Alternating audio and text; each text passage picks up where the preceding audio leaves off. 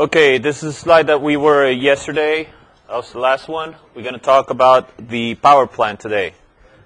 That's what we have for starters. And then general aviation airplanes usually have, there are three more popular general aviation engines: the Lycoming, the Continental, and the Rotax. There are some other brands here and there, but those are the three most common. And the airplane that engine specifically, that's Lycoming IO 360. It has 160 brake horsepower. The propeller. Those are the two components of the power plant on general aviation aircraft: the engine and the propeller. That may be or may not be a question that you'll see on a test. The two basic components of the power plant: the engine and the propeller.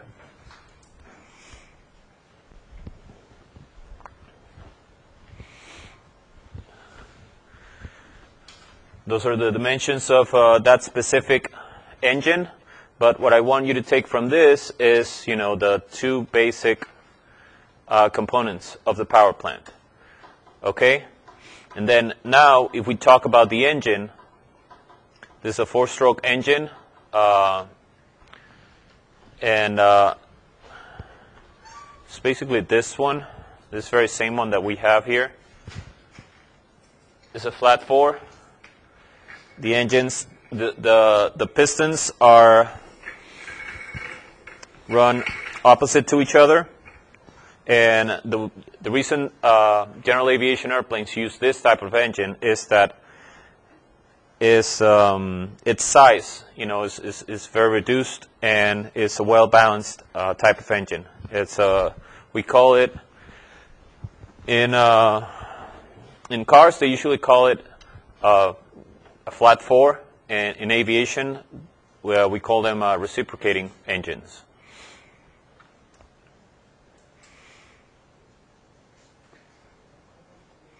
These are the pistons. You can see them, right there. On top, we have the spark plugs. And then, who knows what are the phases that basic car engine has on the combustion?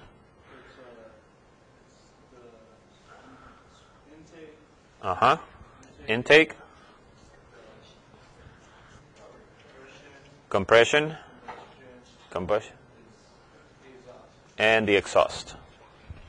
All right? And same concept applies to general aviation engines.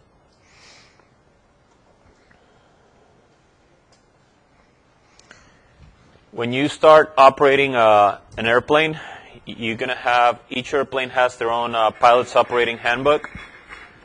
And it doesn't matter which aircraft you fly, all the pilot's operating handbooks are set up in the same way. So, I'm expecting to progress. I start flying small general aviation airplanes, and then further on, I want to fly jets, I want to fly an airliner. From the, smallest Cessna to the biggest airliner, that's the sequence of events on your pilot's operating handbook.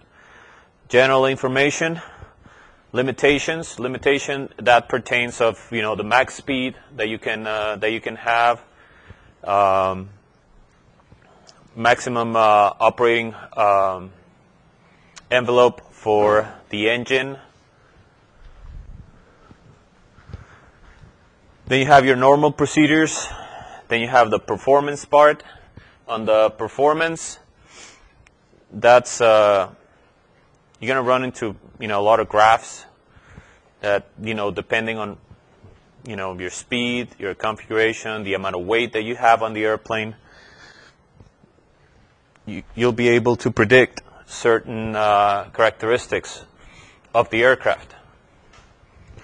Then you have your weight and balance information, airplane systems, airplane and system descriptions, service and maintenance, supplementals, safety and operational tips. So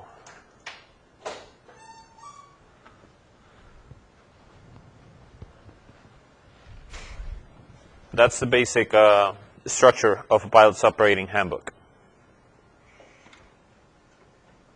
You good?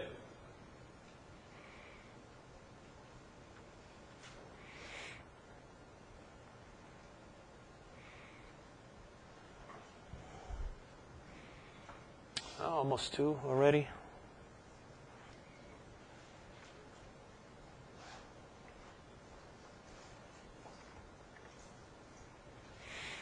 Then, depending on the type of airplane that you're going to fly, that's the type of engine. You have the turbine engines. There are 2 basic turbine engines that are available: turboprop or turbojet. And then on the turbojet engines, you have other classification. But the basic classification of turbine driven engines are the turboprop and the turbojet. And then on general aviation, you have the reciprocating engines. And then we have the radial, and those are, have you seen World War II, movies? It's just, the engine with it looks like a watch, like it has the pistons around the hub. That's a radial engine. And the horizontally opposed, and that's the one that we have there for the for general aviation. That's the most popular nowadays.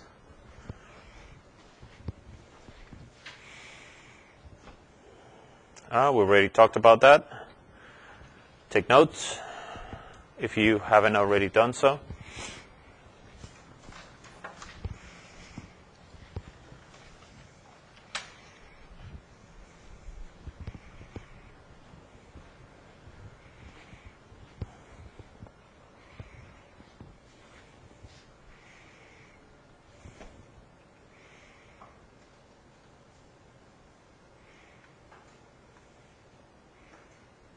You good?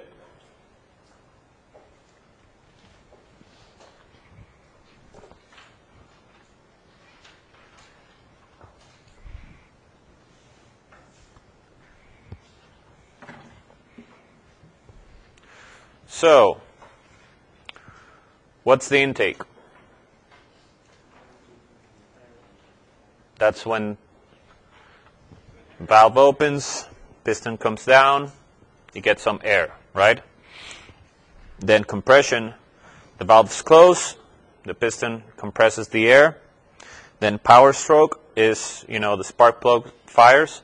That fuel and spark and oxygen causes, obviously, the air inside the chamber to expand, and that's power. And then when the cylinder comes back, the exhaust valve opens, and you have the exhaust, coming out of the cylinder.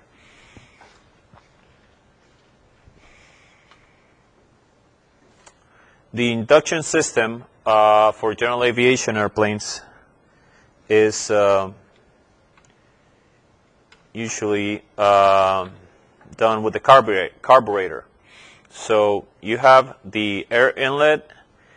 There you have the venturi nozzle. This accelerates the particulates of air, and then this is connected to the fuel that is inside the component. Yes, sir. Why are the carburetors set fuel injectors? Because carburetor engines have to have this gas mileage fuel injected. Oh, as fuel injected. Usually, newer airplanes like the Cirrus, they don't have carburetors. The reason carburetors are still popular in general aviation is that a lot of the airplanes that we have flying still nowadays are very old. You still have 1950s, Cessnas flying around, and 1972 and all of that. So usually newer models like the Cirrus and the new Cessna airplanes that are coming right out of the factory, they have electronic injection systems. But this, when they start using carburetors, I think the first carburetors they start using them in like the 1910s or so, and it's a very simple way, to mix the air and fuel into the chamber. So they're cheap to produce, they're cheap to operate, and they just work well. And that's why most aircraft owners haven't even thought about retrofitting, their airplanes with newer systems, because the old one just works just fine. That's a good question. Okay, and then since we are operating our airplane at different altitudes, obviously, you're taking off, you go, if you're in general aviation, you're going to be flying between 6,000 and 10,000 feet. And that's a huge difference between the atmospheric pressure that you are on the ground than at altitude. And that's the reason you have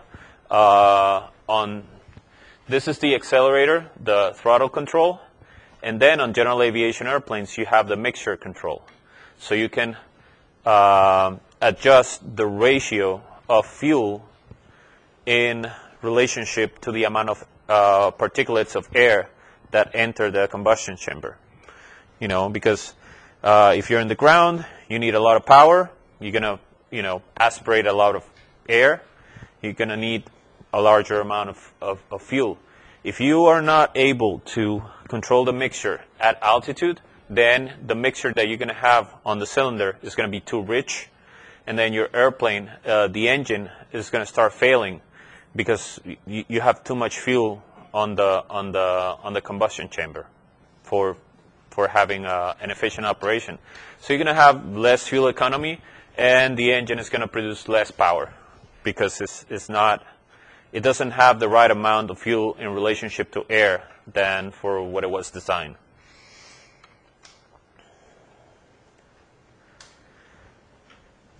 And all of these engines, they have a heating element, a way to heat up the carburetor, because when you have a drop in atmospheric pressure on the venturi part of the carburetor, what accelerates the air, you have a drop in temperature. If you have humidity, surrounding that area, you're going to have ice that is going to form in that area where you're getting your air, and then you lose air to the engine, and then your engine quits. So the way it works is that you get some exhaust gases that get recirculated towards the carburetor in order to melt that icing. If you suspect that there's icing formation on the carburetor, you put the heater, the carburetor heat, and then a valve opens from the exhaust, and then it heats up the carburetor again. It melts the ice, and now you have air again, coming into the engine.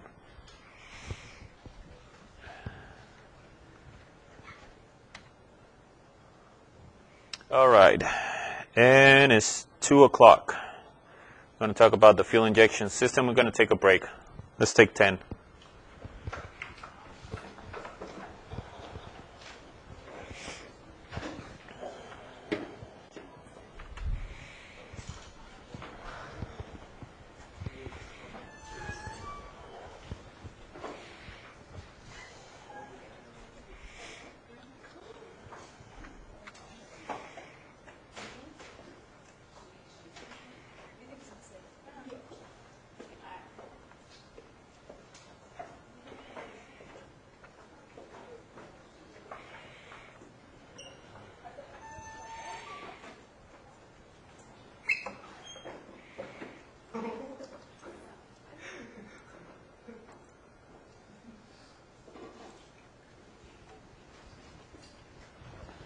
Okay, so we have the fuel injection system on most general aviation airplanes.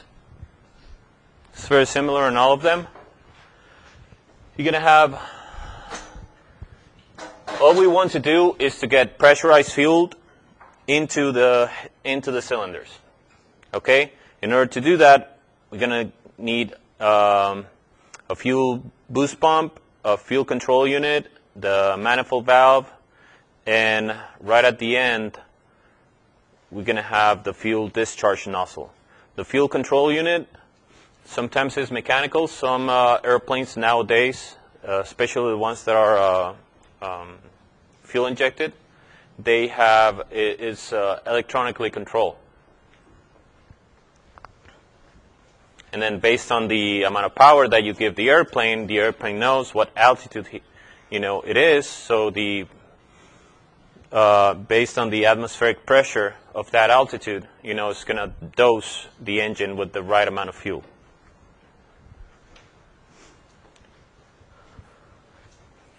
The boost pump, is we use it just like in our cars to pressurize the fuel into the lines. That's all it does. So high wing airplanes usually have the system that feeds them by gravity, and then low wing airplanes, since all the fuel is below the line of the engine, they need a fuel pump. So that's some of the things that you're going to see depending on the type of airplane that you start flying. If you have a system that's depending on a fuel pump and an entire fuel system, that you need some input to get that fuel pressurized, or if you're only going to need gravity to feed your engine. And the fuel discharge nozzle, that's right by the spark plug, and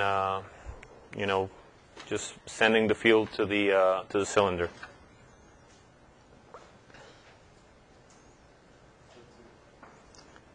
Fuel's in the tanks, go to the boost pump, and sometimes you have, I remember I had an engine failure once. We had 4 boost pumps in the T-27, the first airplane that I started training in, and those pumps they worked just fine. They were working just fine, and then there was an engine-driven fuel pump that all the fuel had to go through there, and supposedly it was supposed to get a bypass valve in case it failed. I would still get fuel to the fuel control unit and then to the manifold and to the rest of the engine, but they didn't perform that mod on that specific airplane that I was flying.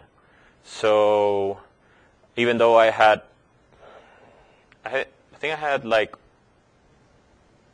3/4 of the capacity of fuel on that airplane, and I had 4 electric boost pumps operating normally, because the engine-driven boost pump failed. And this one is used in case of emergency. Actually, this one is the backup from the for the electric ones, at least on that airplane that I was flying at the time. And then this one failed. The fuel got stuck in here, couldn't go to the other side, and I had an engine failure. And we had to land the airplane with, no engine and, on a full tank of fuel. It was very stupid, unnecessary, could have been prevented. Fortunately, my instructor at the time, he was very, very experienced pilot, and I was just along for the ride. I could have been a dog in there. I didn't know what he was doing. I was like barely starting flying. And now he remembers. And then he says that I kept my composure and that I helped him. I don't think so. I think he's full of it. I don't remember it like that. Anyways, I'll take the compliment. All right. And then general aviation airplanes, the later models now, they have superchargers or turbochargers. And then the supercharger, it uses a pump that is driven by the engine to compress air.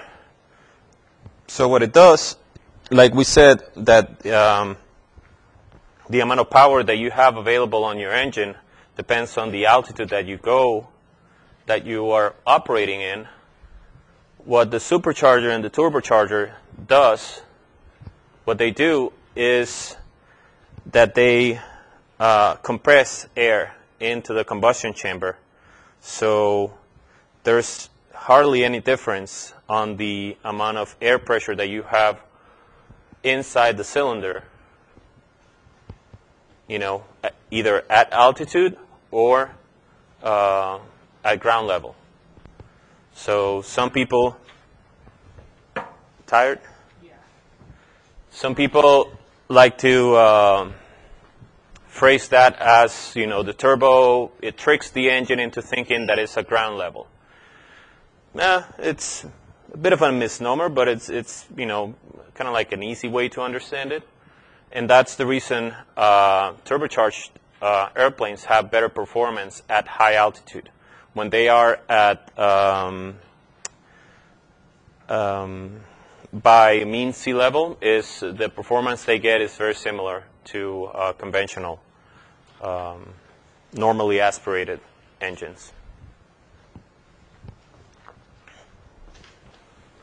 Who knows how turbo works here on a car engine? Up back there. It brings more air into the engine, which obviously makes it presses more air into the engine, which in turn makes it go faster, produces more power. Yes.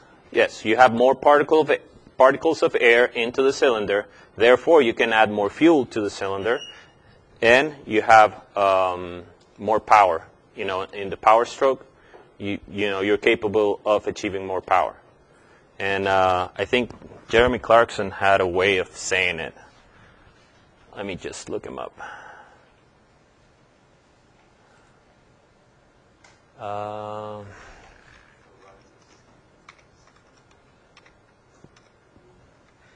Clarkson, turbo. Explains turbos. Technically. They're spelt differently, that's the first thing. Yeah. T-U-R-B-O, Yeah. and then the other one is spelled differently. Yes. A turbo, Yes. exhaust gases Yes. go into the turbocharger and spin it. Yes. Witchcraft happens, and you go faster. It's not necessarily that. So on a turbo, either on a car or on an aircraft, you have exhaust gases go into the turbine, and then a different component of the turbine is attached to the entry of regular air into the engine. So the turbine is spun at high velocity, and that the other section of the turbo accelerates, compresses air that is coming into the engine. So it gives more air to the engine. You can add more fuel, and then you have more power. That's the witchcraft.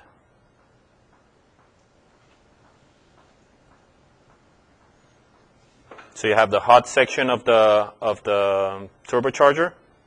This drives spins this the hot section of the turbocharger.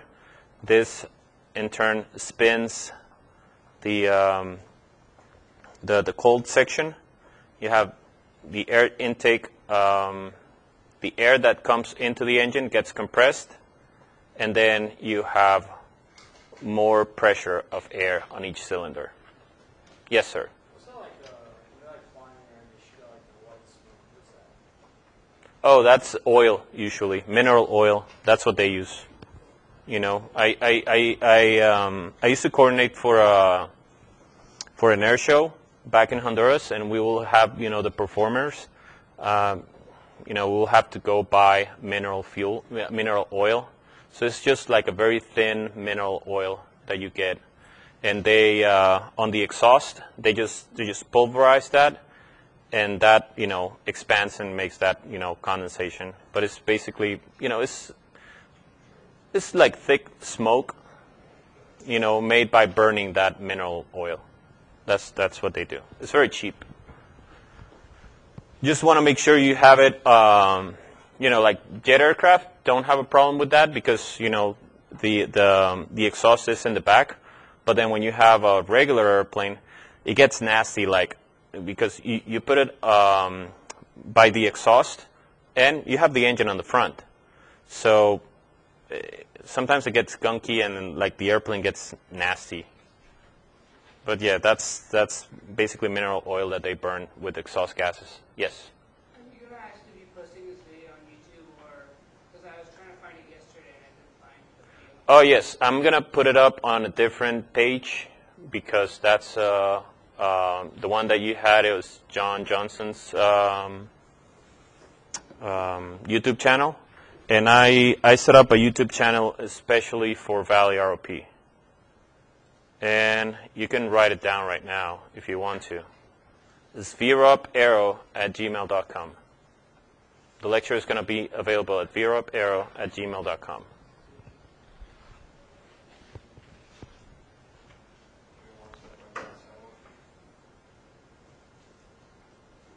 Oh, the rise of, no, not today.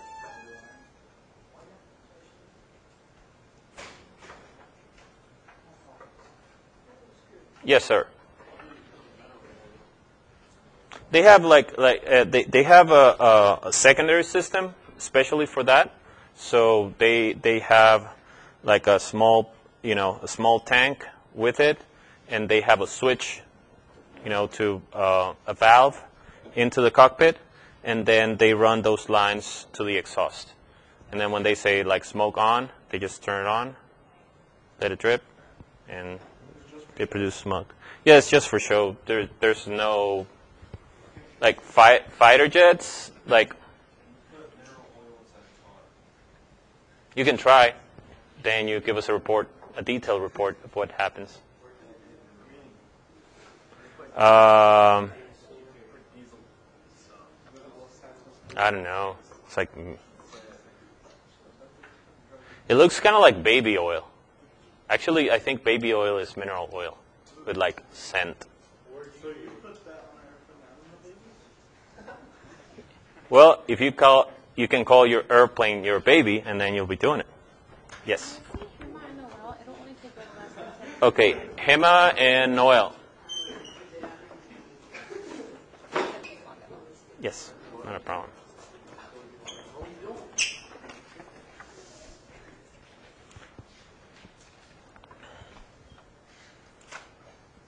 Or you can put a baby behind the exhaust of a jet engine and then turn the smoke on and then see what happens.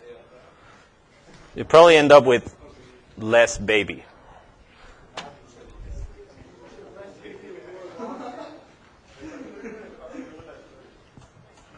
A plastic baby toy. We wouldn't do that to real human babies. They're too hard to come by. All right, parts of the ignition system.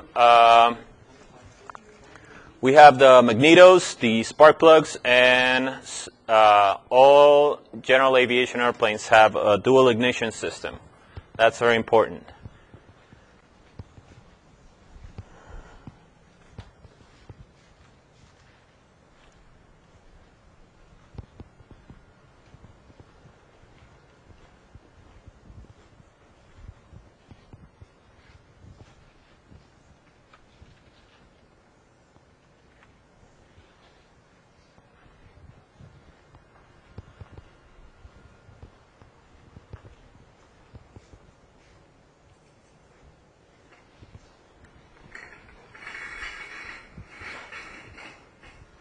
And back to center stage. You said on doors you used to stop with the drug cartel. Mm-hmm. What's the most drug you ever found? Had? Like myself? None. I'm in aviation. We're federally mandated. Caught? we got the one that I got.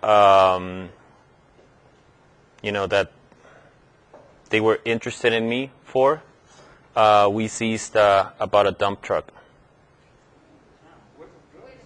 A dump truck full of cocaine. Yes. So they were very interested in my. Did you catch him? What? Did you catch him? Well, we supported the mission. So I was flying close air support. So I was like doing surveillance, and then some helicopter guys went in there with special operations and U.S. Marines and DEA agents to seize it. And so we were flying cover on top, just make sure that bad guys, didn't make like an ambush on them or something like that.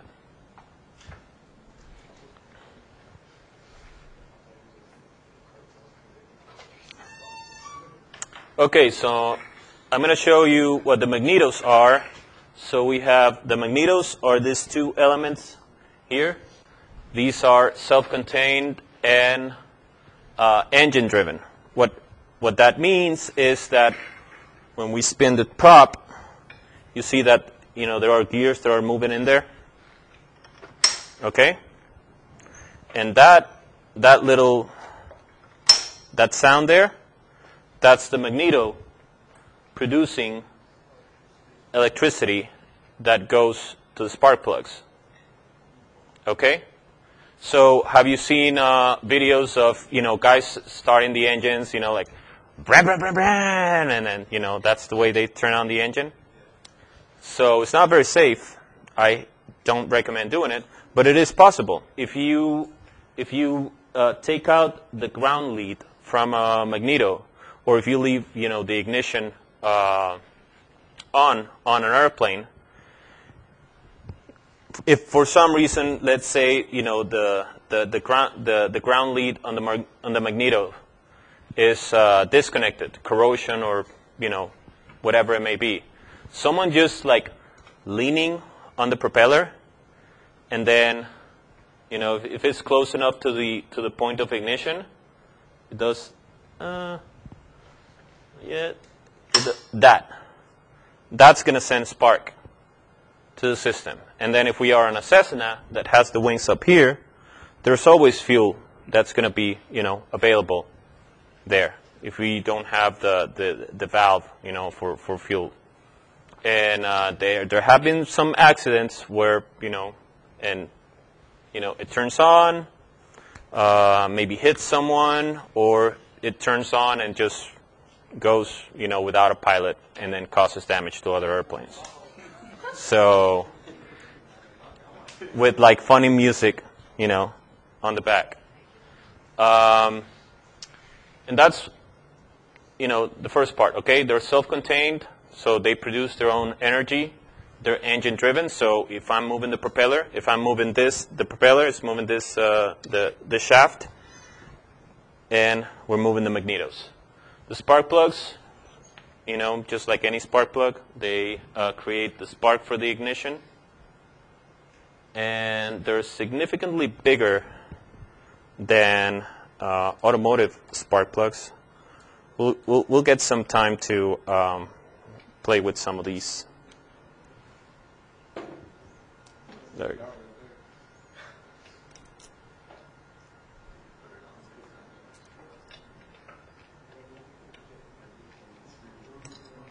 These are the spark plugs. And what it means by dual ignition is that it has two magnetos. Two spark plugs per cylinder, so it has one on top, one on the bottom. When you're working on the ignition system of any airplane, you want to make sure that you unplugged all the spark plugs on top and on the bottom. You got a question? Yeah, like in a car, Mm-hmm. the distance of hookups like a crane, right? Yes. It shoots propellers up and down. How do the propellers? Obviously, propellers go like this, right? Yes. So the way is connected. You can get closer.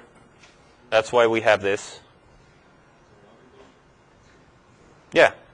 I mean, you can go around if you want to.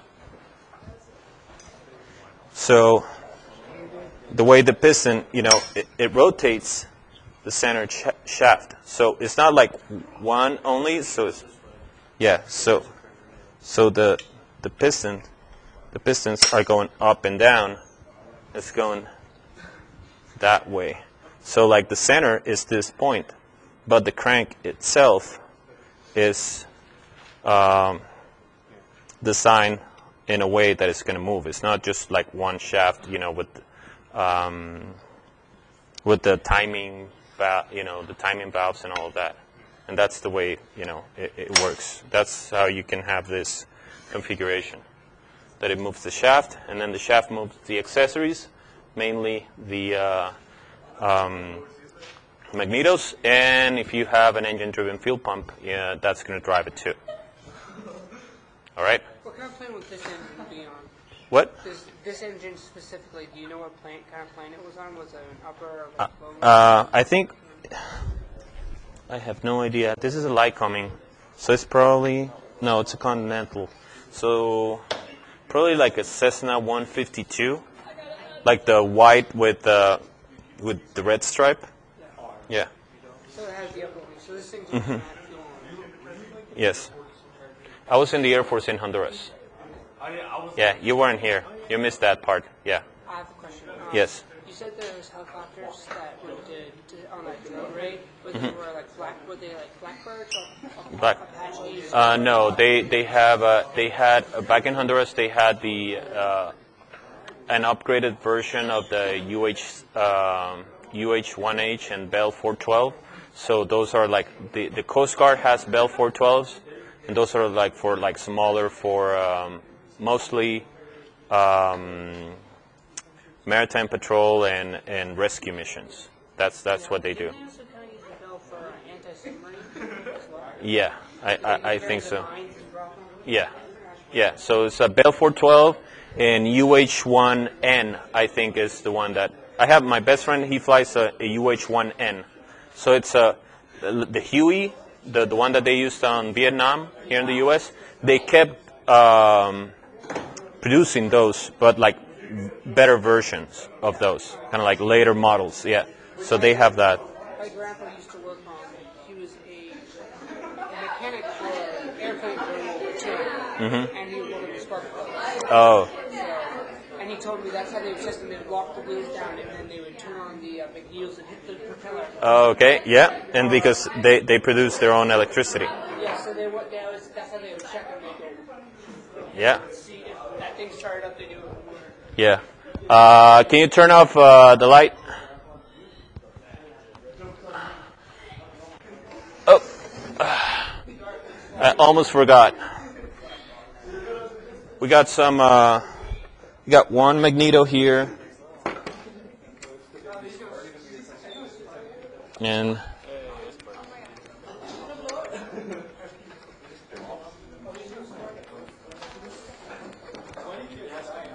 you broke it. We need to check. There you go. Your wheat? No. Okay.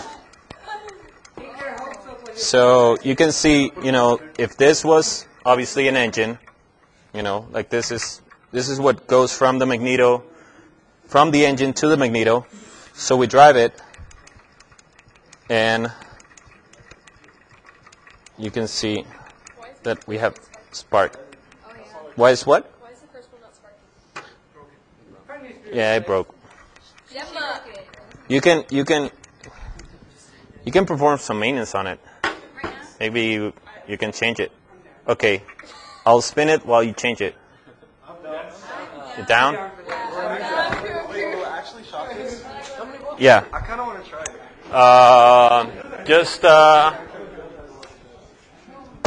We have a chapter on magnetos that's specific to that. I don't remember right now, but yes, we'll see that. And I'm gonna. That's like really old. I'll get with my boss to see if we can kind of like work on that, make it look nice, and put like new stuff in it. Wait, so are you going to like vaccine everything like you said? Last year I wanted to do that, but I wasn't allowed because I didn't ask with enough time. Now this year we want to, yes. So but it's going to be next semester. Yes. Okay.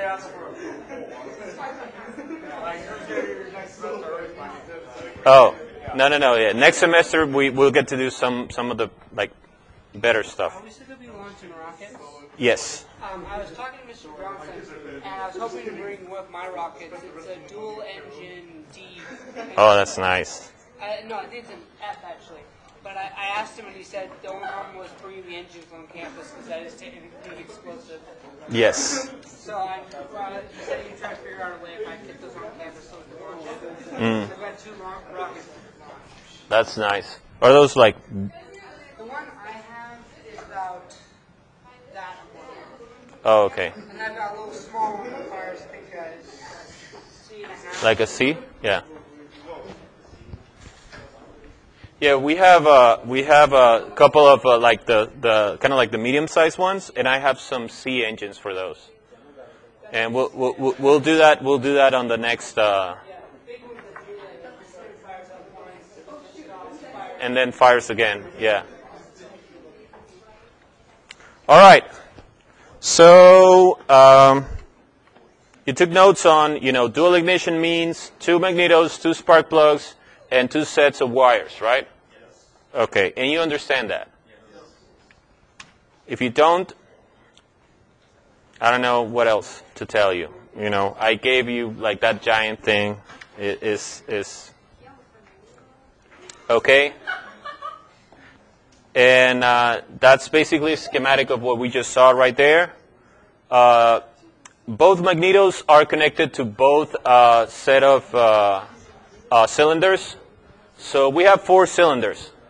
And the magnetos are wired in a way that if one fails, we still have spark to all 4 cylinders. I repeat, I advise you should, take notes about this. The magnetos are wired in such a way that if we have one faulty magneto, we're still going to have spark going to all 4 cylinders. That's what that schematic is about. Okay? We're going to have a drop in power because we're going to have less, power going, because, if we have a failure on a magneto, then it means that we're going to lose one set of spark plugs on each cylinder. So instead of having 2 spark plugs producing that spark for the ignition, we're only going to have 1. Mm-hmm. What if what? Oh, trying to do the math? So we're going to have a reduction in power, but we're not going to have a total engine failure. Also, why is it this important that we talk about the magnetos and the way they work, and we want to make sure they're operating properly, is because the engine is self-sustained. You don't need a separate electrical system in the airplane to operate the engine. On a car, if you lose the battery and you lose the alternator, it shuts down and you're on the side of the road. Yeah. If you have an electrical failure on the airplane, the alternator, stop, the generators, stop working, or the battery, just has a failure, you still have the engine running. And yes. What are the chances of a piston misfire on an engine like this? They're very reliable. They're not they're not very common.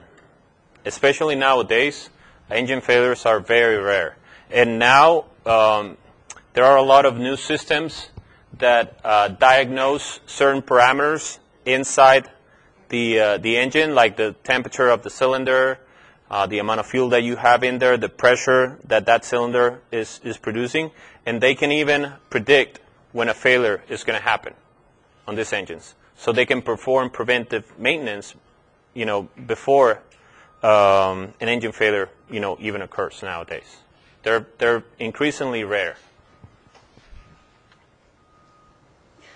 Okay, we have the problems of abnormal combustion. There are two problems: detonation and pre-ignition.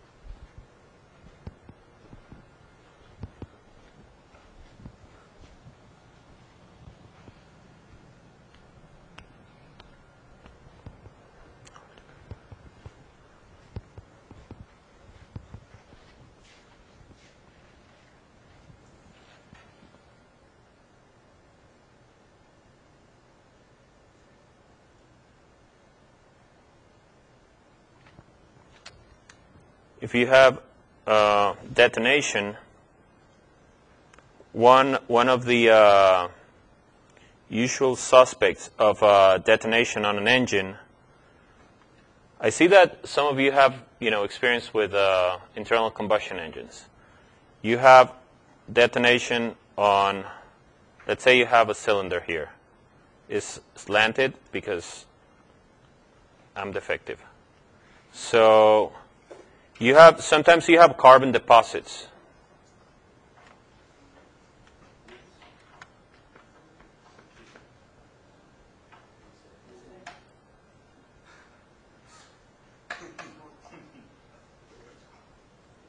Sometimes you have, let me see. Oh, you gotta be kidding me.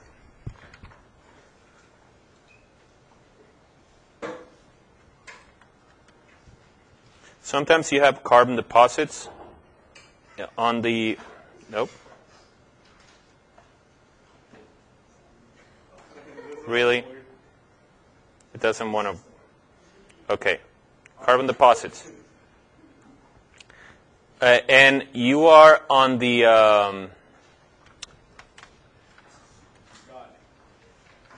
you're still compressing the fuel.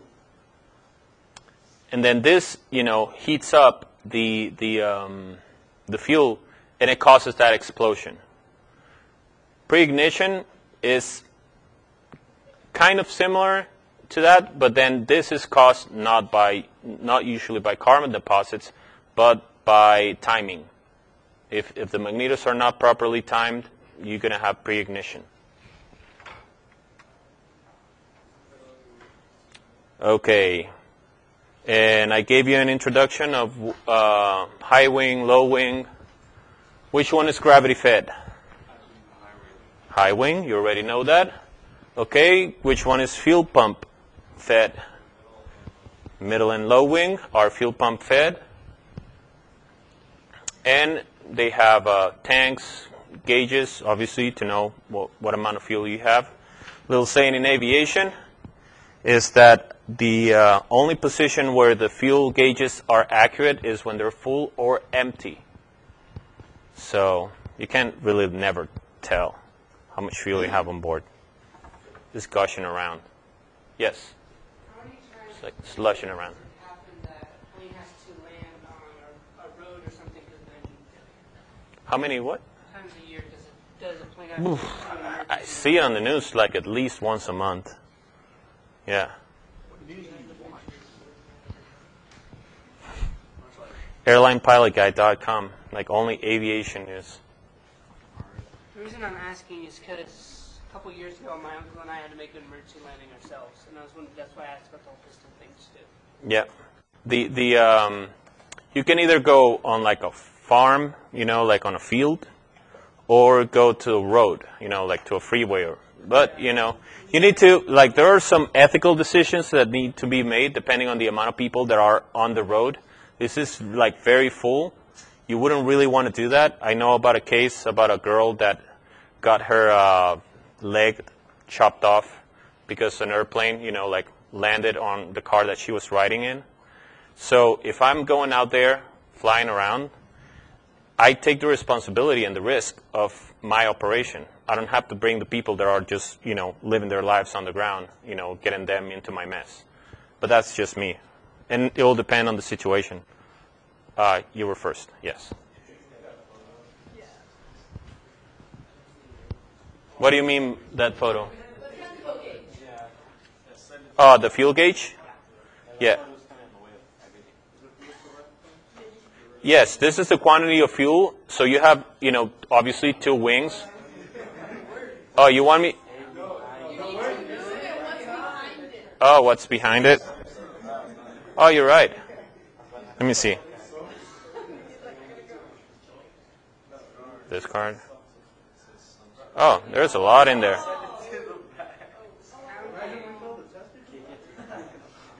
Oh, there you go. You know what I can do?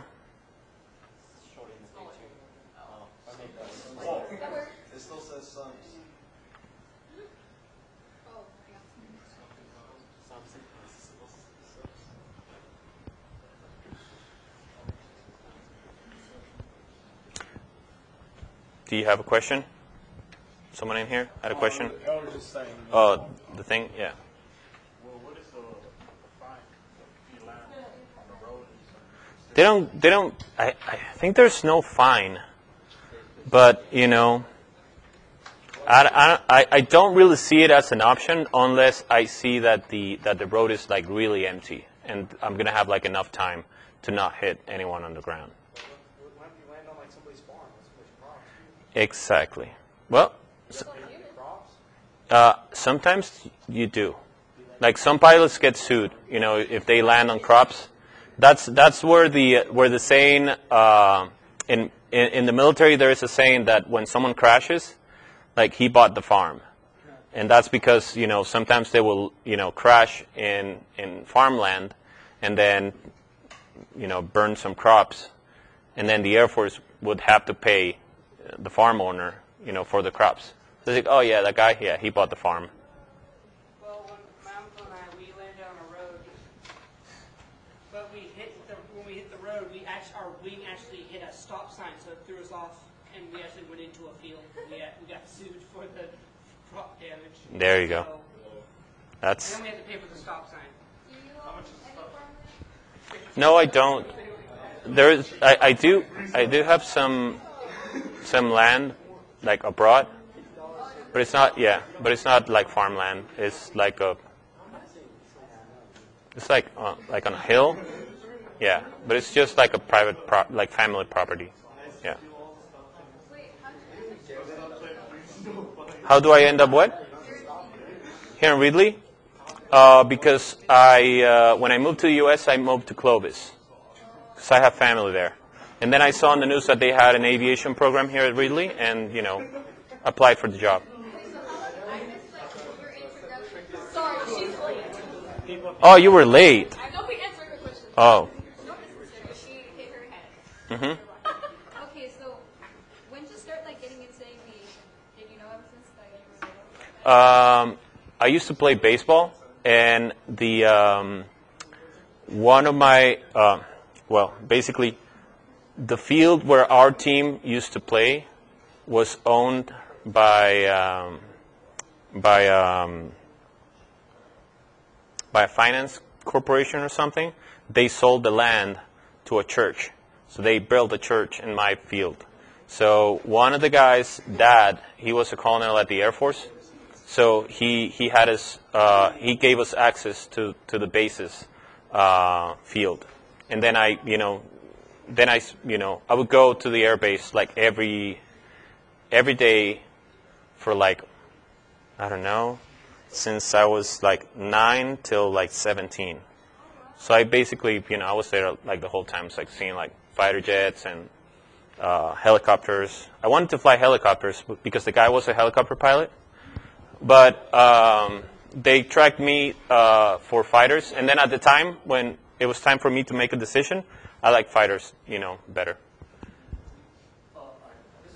might be kind of personal, but in the beginning class, you had to leave Honduras because the cartel wanted to kill you, you said? Yes, the cartel, they threatened my wife specifically. Why? Because of the operations that I just told you about, the one with the dump truck. It was that one.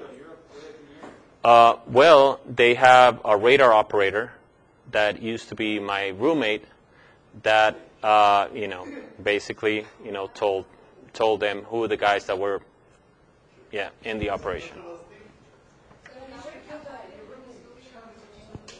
I'll probably be flying for an airline in Honduras. Still in Honduras, but probably for an airline.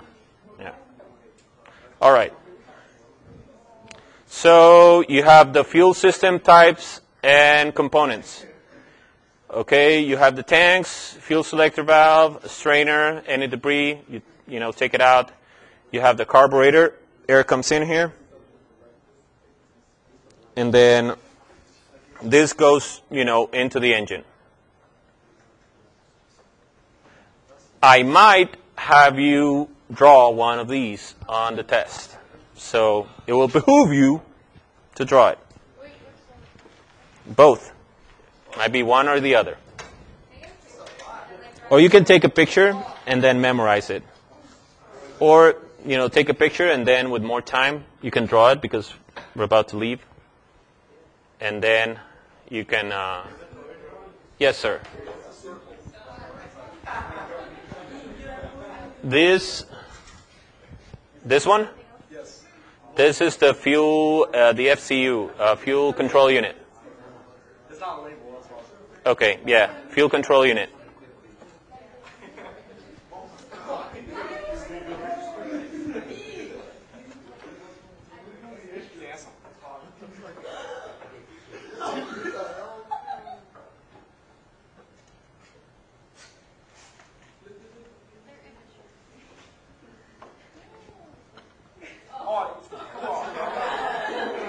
You're not drawing it, you're taking photos. How long does it take?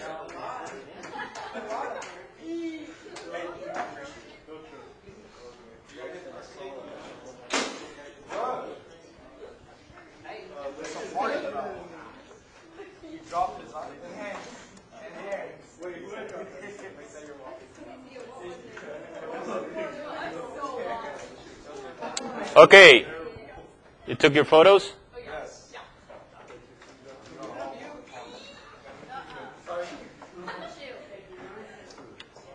Okay, the fuel pump system is on low-wing airplanes.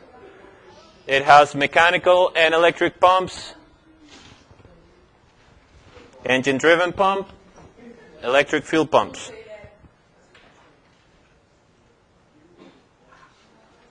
And then if we're flying that type of airplane, we're going to have like an extra gauge on our cross-check, and that's the fuel pressure gauge.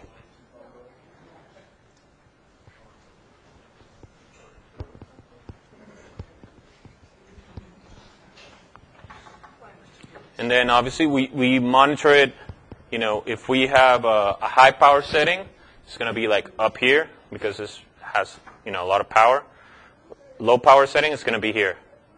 As long as it is on the green, we're good. So we just glance at it, like, okay, fuel pressure is good. Anywhere in between, that's going to be fine, depending on the power setting that you have. Yes, sir.